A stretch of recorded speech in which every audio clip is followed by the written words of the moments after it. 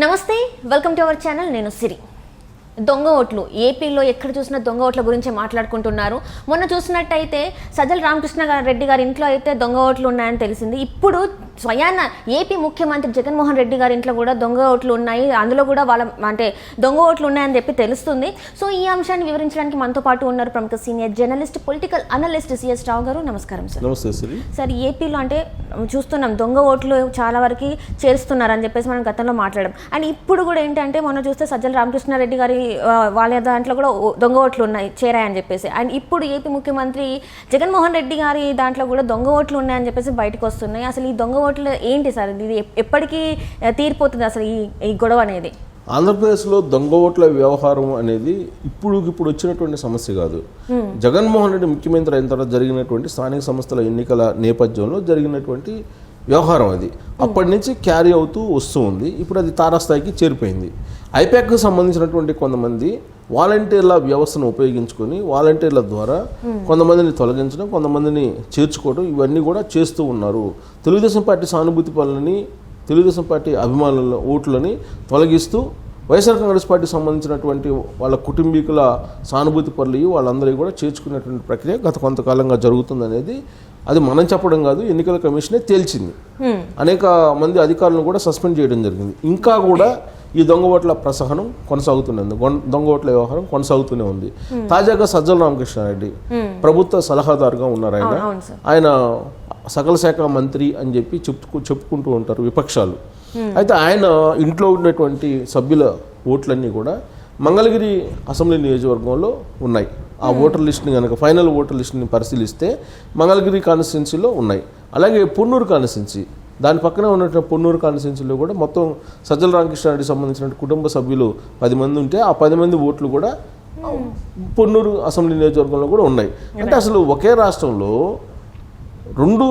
ఒకే జిల్లాలో, పైగా ఒకే రాష్ట్రంలో ఒకే జిల్లాలో 2 అసెంబ్లీ సెగ్మెంట్స్లో సజ్జల రామకృష్ణారెడ్డి ఓట్లు ఉన్నాయి, వాళ్ళ కుటుంబ సభ్యుల యొక్క ఓట్లు అన్నీ ఉన్నాయి. అంటే అక్కడ బిఎల్ఓలు, బూత్ లెవెల్ ఆఫీసర్స్ చేసినటువంటి తప్ప, లేదంటే కలెక్టర్ చేసినటువంటి తప్ప, ఆర్డీఓ చేసినటువంటి తప్ప, లేదా తహసీల్దార్ చేసినటువంటి తప్ప అనేది తేలాల్సి ఉంది. ఇప్పటి వరకు దానికి ఎవరు అనేది తేలలేదు. సహజంగా ఓట్లు చేర్చాలన్నా లేదంటే తొలగించాలన్నా బూత్ లెవెల్ ఆఫీసరు ఉంటారు. ఆ బూత్ లెవెల్ ఆఫీసర్కి ఒక ఓటు చేర్చాలన్నా కానీ పక్క విచారిస్తుంటారు పక్క ఇళ్లలో వాళ్ళని. అలాగే ఒక ఓటు తీసేయాలన్నా కానీ దానికి ఒక ప్రాసెస్ ఉంటుంది, తీసేయడానికి ఎంక్వైరీ చేస్తూ ఉంటారు. ఇలా ఎంక్వైరీ చేయకుండా ఒకళ్ళు తీసేయటం కానీ ఒకళ్ళు చేర్చడం కానీ జరగదు. మరి అక్కడ ఈ ఓట్లు సజ్జల రామకృష్ణారెడ్డి కుటుంబీకుల ఓట్లు చేసినటువంటి వాళ్ళు బూత్ లెవెల్ ఆఫీసర్ మ్యానిపులేట్ చేశారా, లేదంటే పై లెవెల్ ఆఫీసర్స్ మ్యానిపులేట్ చేశారా? వాస్తవంగా అయితే నీకు ఆధార్ లింక్ చేస్తారా? అవును సార్. ఆధార్ లింక్ చేసినప్పుడు తెలిసిపోతుంది, ఇమీడియట్గా తెలిసిపోతుంది. ఆన్లైన్లో కాబట్టి అన్నీ ఆన్లైన్లో వాళ్ళు తీసుకుంటారు కాబట్టి తమ్ ఇంప్రెషన్ కూడా తీసుకొని ఆ ఓట్లు చేర్చడం జరుగుతుంది. సో ఆన్లైన్లో కూడా ఉంటుంది అసలుబాటు. అలాంటప్పుడు నీకు ఆధార్ లింకప్ అయింది కాబట్టి ఇమీడియట్గా ఐడెంటిఫై అవుతుంది. ఐడెంటిఫై అయినప్పటికీ 2 చోట్ల ఓట్లు ఉన్నాయంటే డెఫినెట్గా అది ఎన్నికల కమిషన్ దృష్టిలో ఒక నేరం. దానికి 2 సంవత్సరాల జైలు శిక్ష అని ఈ మధ్యనే కేంద్ర ఎన్నికల సంఘం అనౌన్స్ చేసింది. అయినప్పటికీ దొంగ ఓట్ల ప్రసారం కొనసాగుతూనే ఉంది. ఇప్పుడు తాజాగా బయటకు వచ్చినటువంటి అంశం ఏంటంటే పులివెందుల్లో జగన్మోహన్ రెడ్డి ముఖ్యమంత్రి ఇలాకాలో వాళ్ళ పెద్దమ్మకు సంబంధించినటువంటి ఓటు కూడా మ్యానిపులేట్ అయింది. ఎలా? పెద్దమ్మ పేరేంటి? వైఎస్ భారతమ్మ. ఆమె పేరును భారతీ రెడ్డి అని చెప్పి ముద్రించినటువంటి దాఖలాలు ఉన్నాయి ఓటర్ లిస్టులో. భారతిరెడ్డి అని వాళ్ళ పెద్దమ్మేమో భారతమ్మ, కానీ భారతిరెడ్డి అనేటువంటి పేరుతోటి ఆ ఎన్నికల లిస్టులో ఉంది. ఇక ఆమె భర్త, భారతమ్మ భర్త జార్జ్ రెడ్డి. ఈ జార్జ్ రెడ్డికి వయసు ఎంత వేశారు? 60 సంవత్సరాలు వేశారు. అంటే ఇన్ని రకాల తప్పులు ఉన్నాయి చూడు. అది కూడా జగన్మోహన్ రెడ్డి ఇలాకాలోని ఇన్ని తప్పులు ఉన్నాయని అంటే రాష్ట్ర వ్యాప్తంగా ఓటర్ల జాబితా ఎంత ఖచ్చితంగా ఉంది అనేదానికి ఇవన్నీ కూడా ప్రశ్నించడానికి అవకాశం ఉన్నట్టు అంశాలుగా కనిపిస్తూ ఉన్నాయి. సో తొలి నుంచి కూడా ఆంధ్రప్రదేశ్లో ఓటర్ల జాబితాను తారుమారు చేస్తున్నారు, దొంగ ఓట్లను చేరుస్తున్నారు, తెలుగుదేశం పార్టీ లేదా జనసేన పార్టీకి సంబంధించిన వాళ్ళని తొలగిస్తున్నారు అనేది చాలా కాలం నుంచి వినిపిస్తుంది. పర్చూరు నియోజకవర్గంలో అయితే అసలు దాదాపు 3-4 ఆఫీసర్స్ని సస్పెండ్ చేశారు, పోలీసులను సస్పెండ్ చేశారు.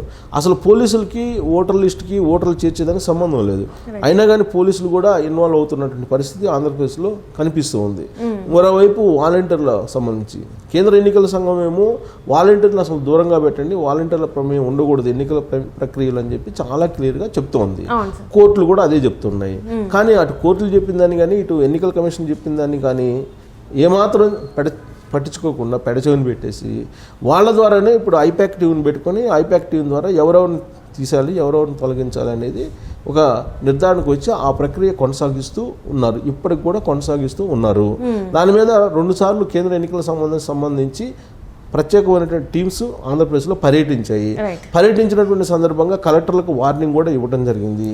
సుమారు 11 మంది కలెక్టర్లకి ప్రత్యేకంగా కేంద్ర ఎన్నికల సంఘానికి సంబంధించిన టీము వార్నింగ్ కూడా ఇచ్చింది. వాళ్ళకి చెప్పడం కూడా జరిగింది ఫైనల్ వార్నింగ్ అని. అయినప్పటికీ ఏమాత్రం మార్పు రాలేదు. విచిత్రంగా ఏంటంటే కేంద్ర ఎన్నికల సంఘానికి సంబంధించి రాష్ట్ర ఎన్నికల సంఘం ఎప్పటికప్పుడు రిపోర్ట్ ఇవ్వాలి. రాష్ట్ర ఎన్నికల సంఘం ఆఫీస్లోనే అక్కడ ఉన్నటువంటి డేటా దొంగిలించారని ఒకరోజు, లేదు అక్కడ ఉన్నటువంటి లాగిన్ ఐడీలో తీసుకున్నారు వేరే వాళ్ళు, డేటా మొత్తం చోరీ చేశారనేది ఇంకొక రోజు. ఇలా వచ్చే ఐపాక్కి సంబంధించినటువంటి ఒక ఇద్దరు ఆ మధ్యకాలంలో జాయిన్ అయ్యారు రాష్ట్ర ఎన్నికల సంఘం ఆఫీసులో. వాళ్ళిద్దరూ ఐపాక్ ప్రయోగించినటువంటి ఒక డిటెక్టివ్స్ లేదంటే కోర్టులు.